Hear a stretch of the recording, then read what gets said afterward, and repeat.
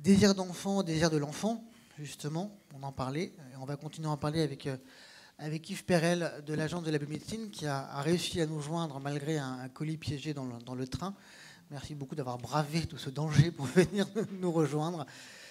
Vous avez la main avec le bouton là pour passer vos slides. Merci. Merci beaucoup. Donc, en dehors des colis piégés, je suis très content de me retrouver parmi vous et je recroise des personnes qui ont jalonné les différentes parties de mon parcours professionnel. La place particulière de l'enfant, l'enfant qui est une partie du projet de notre vie, mais dont on entend bien ou dont on souhaite bien qu'il garde lui-même un projet vital. Ce double projet, il est au cœur des questions de la préservation de la fertilité chez les enfants qui sont porteurs d'une maladie cancéreuse et qui ont besoin d'un traitement thérapeutique lourd. Alors, je ne dois pas être dans le bon sens, là, ça y est. Alors, quelques spécificités médicales pour éclairer notre réflexion.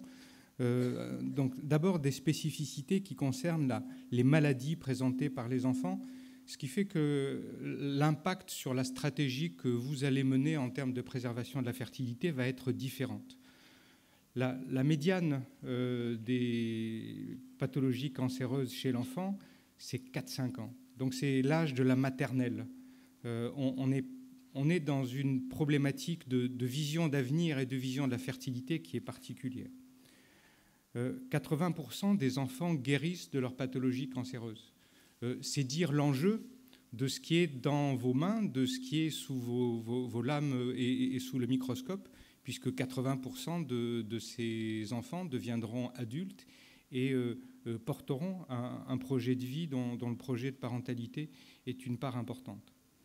Enfin, il s'agit dans l'immense majorité des cas de pathologies cancéreuses aiguës.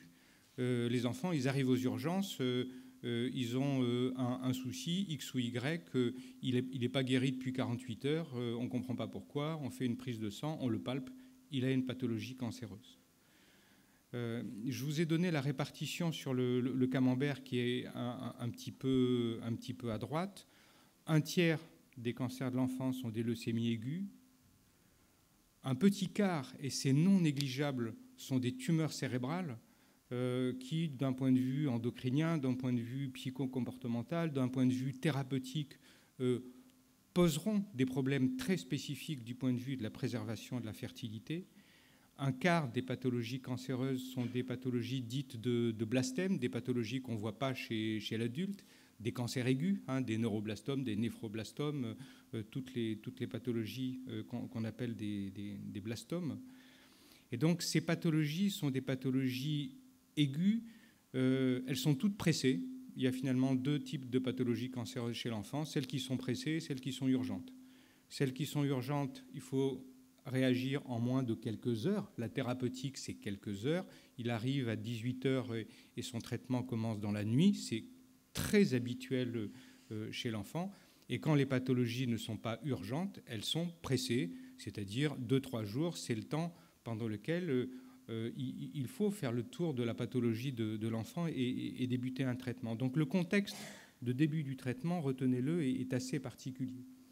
Et puis ensuite, quelques lieux communs. Les gonades sont toutes petites. Elles sont non seulement immatures, donc on ne peut pas prélever des cellules germinales matures, mais en plus, le prélèvement, y compris de cellules immatures dans les gonades, est techniquement relativement complexe parce qu'un testicule immature, c'est moins d'1 centimètre et un ovaire encore un petit peu moins. Ce sont enfin des cancers qui sont à localisation gonadique non exceptionnelle. Ce sont des cancers circulants, les leucémies, les lymphomes, les neuroblastomes, les sarcomes, les germinomes. Toutes ces pathologies sont à localisation gonadique possible.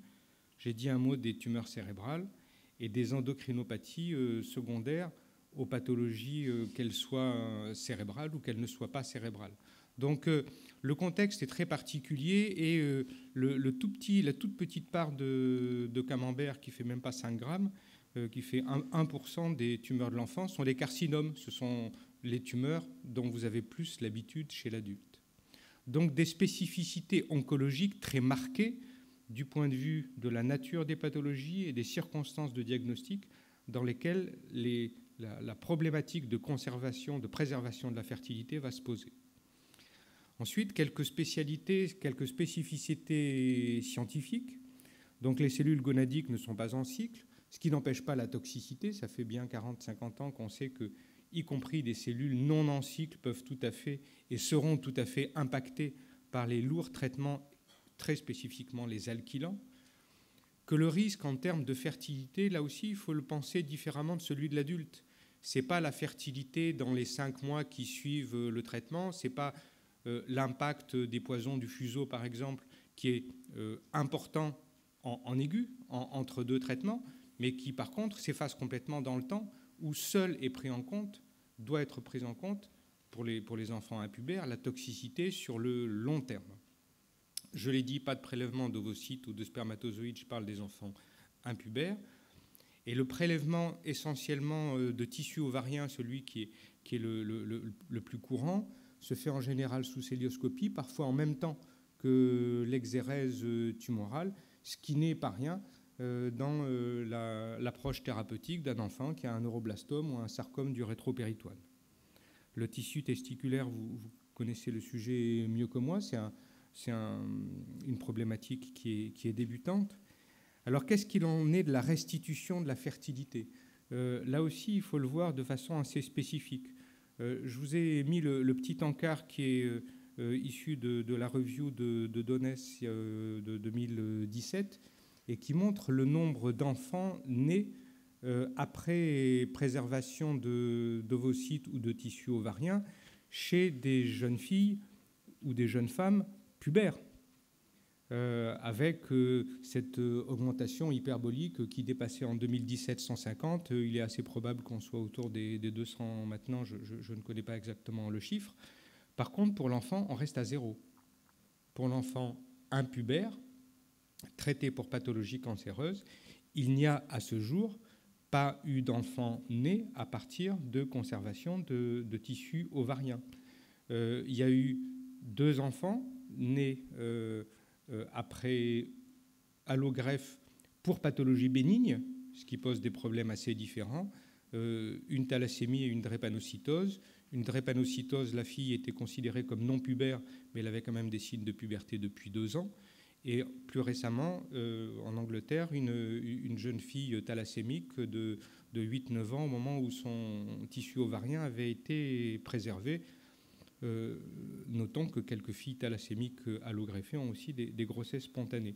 C'est pour dire que chez l'enfant, la spécificité scientifique est qu'on est encore un petit peu plus dans le b.a.-ba de ce que vous voyez chez l'adulte, et on est sur de l'espoir raisonnable, mais on reste sur de l'espoir, on n'est pas actuellement sur des faits.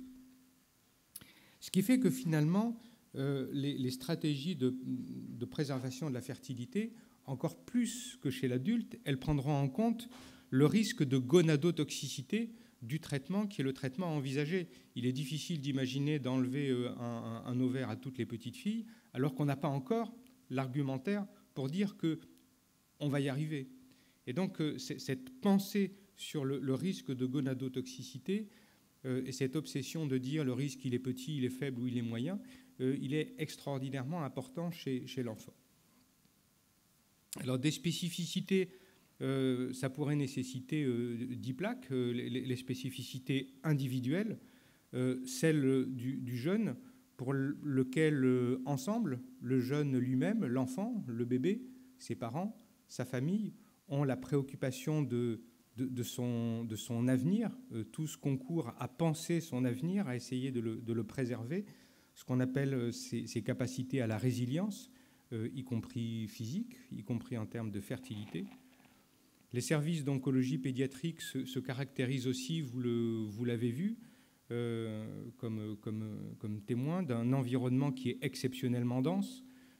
C'est un enfant, mais c'est une famille, c'est 2 parents.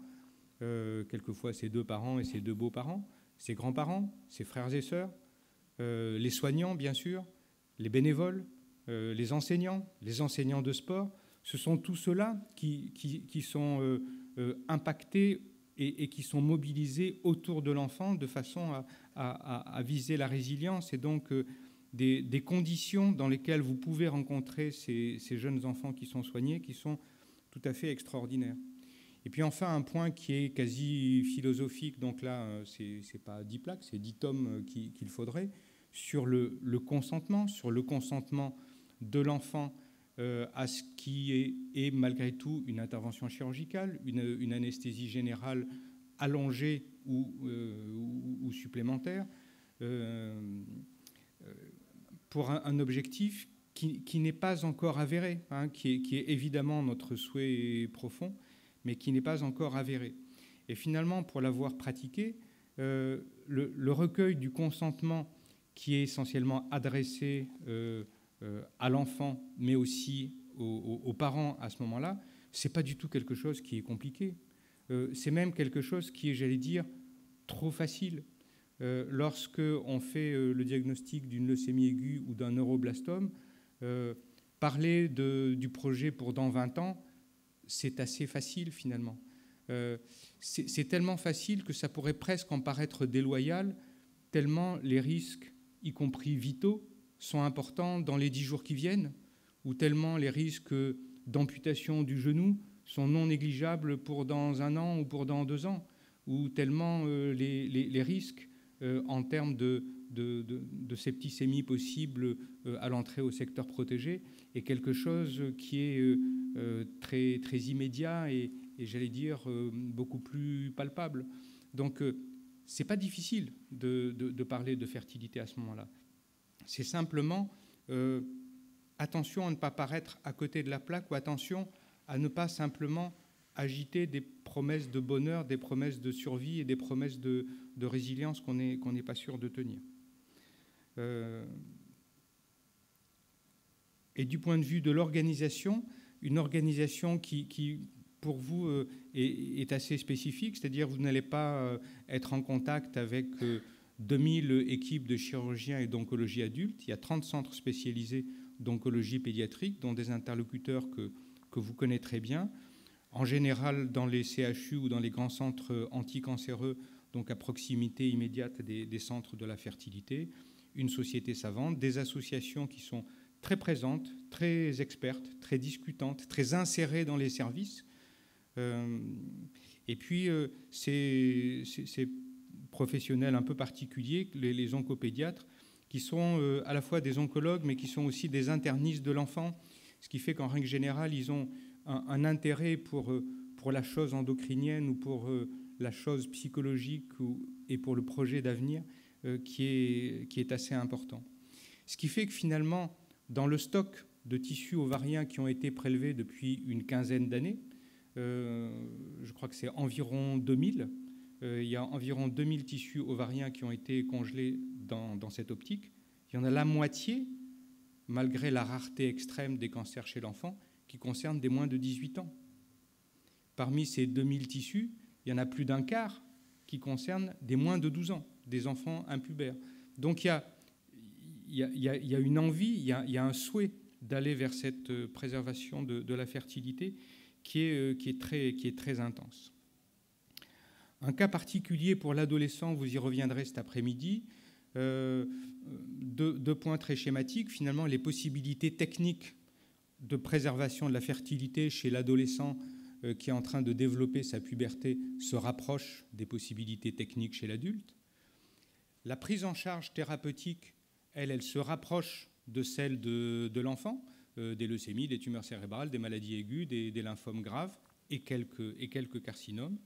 Et puis quelque chose qui est très particulier à l'adolescent, c'est avant tout qu'il s'agit d'un être différent. Vous, les parents, vous l'avez senti, mais les enseignants aussi, l'adolescent en lui-même, ce n'est ni une problématique d'enfant, ni une problématique d'adulte, c'est une problématique que c'est un individu différent et qu'il faut approcher de façon spécifique. C'est un adolescent. Donc finalement, du fait de ces spécificités, qu'est-ce qui se passe? Il se passe qu'au diagnostic de pathologie cancéreuse, sauf dans le cas très exceptionnel où le risque gonadotoxique est extrême, il n'y a habituellement pas de prélèvement pour aller vite de tissu ovarien. On est en plus dans la situation que j'appelais toujours pressée, voire urgente. Et finalement, c'est assez souvent au moment de la récidive de pathologie cancéreuse que la question se pose, mais toujours dans la presse ou toujours dans l'urgence, avec à ce moment-là des risques de gonadotoxicité qui sont plus importants. C'est à ce moment-là que vont être prélevés les tissus ovariens, voire un jour testiculaires, mais du coup avec des spécificités particulières, c'est-à-dire que ces tissus auront toujours été prélevés après des traitements alkylants et un risque clastogène au niveau des cellules germinales qui reste à évaluer, avec un risque tumoral, puisqu'on est à ce moment-là toujours en situation de haut risque tumoral, puisqu'il s'agit d'une rechute et qui vous fait réfléchir aux possibilités techniques de maturation in vitro et de prélèvement d'ovocytes spécifiques, et qui fait également appel à l'utilisation de follicules ovariens qui n'ont pas été triés, où les cellules destinées à maturer n'ont pas encore été triées spécifiquement par le temps. Donc, dans l'action 8.1 du plan Cancer 3, auquel nous sommes associés dans l'Agence de la biomédecine, aux côtés de l'Institut du cancer et de façon très, très, très volontaire, 4 points sont importants pour avancer dans les possibilités de préservation et de restitution de la fertilité. L'information aux enfants, à leurs familles, aux équipes. Les missions de recommandation professionnelle, la recherche et les plateformes de fertilité qui finalement sont le lieu où tout ça doit être fait, doit être mis en commun, où les équipes d'oncologie, les équipes de préservation de la fertilité doivent travailler ensemble pour faire en sorte qu'on finisse par y arriver. Et chez l'enfant, c'est pas que les choses soient très différentes, c'est qu'en intensité, elles sont encore plus nécessaires parce que c'est son avenir, elles sont encore plus difficiles parce que c'est ce que je vous ai montré, là, le sujet est un sujet qui est un sujet difficile, et l'intensité des besoins du point de vue des 4 termes que j'ai signalés, celui de l'information est très importante. Je vous ai dit que ça a bien débuté, que les équipes en sont extrêmement conscientes. Du point de vue des recommandations professionnelles, l'organisation du suivi après un cancer pédiatrique est extrêmement important, parce qu'au-delà de la fertilité, c'est aussi comment va se passer une grossesse chez quelqu'un qui a été élevé avec le souffle de la mort et les crocs qui étaient ressentis dans la nuque pendant toute la petite enfance. Comment va se passer une grossesse si l'enfant a reçu non seulement des alkylants, mais aussi des anthracyclines? Il y a sûrement une attention qui est très particulière. Qui va à cette connaissance et cette vision holistique du jeune qui a été guéri d'une pathologie cancéreuse, qui n'avait pas seulement un problème de fertilité, mais aussi de possibles pathologies viscérales associées. Et finalement, le point majeur, celui qui va tout faire déclencher, celui qui va faire que la préservation de la fertilité pourra devenir une réalité pour les enfants guéris d'une pathologie cancéreuse, c'est la recherche. C'est la maturation in vitro, c'est faire en sorte que ce tissu ovarien ou testiculaire immature, on puisse s'en servir 10 ans ou 15 ans après. Avec l'autorisation des photographiés, je montre de temps en temps cette diapositive où il y a à la fois des soignants, des traités par greffe de moelle et des produits finis de la vie, témoignant d'une résilience qui est bien ce qu'on souhaite à chacun de nos enfants. Donc je vous remercie de votre attention et je salue un tout petit peu spécifiquement Françoise Merlet, qui a été pour beaucoup dans la collaboration que l'Agence de la biomédecine a développée avec l'Institut du cancer, avec Nathalie notamment, pour faire en sorte que la préservation de la fertilité devienne aussi de la restitution de la fertilité le plus vite possible. Je vous remercie.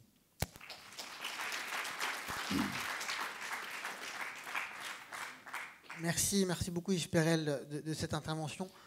On voit qu'on oscille entre espoir et recherche, et il y a encore beaucoup de choses à travailler tous ensemble, et donc c'est l'intérêt de toute cette journée où on va continuer à balayer les différentes spécificités des hommes, des femmes, des jeunes. Est-ce qu'il y a une petite question sur l'intervention? Sinon, on passe à la suite où on va justement maintenant pouvoir, merci beaucoup Yves Perel, rentrer dans les spécificités des différentes possibilités, hommes, femmes, adolescents, jeunes adultes.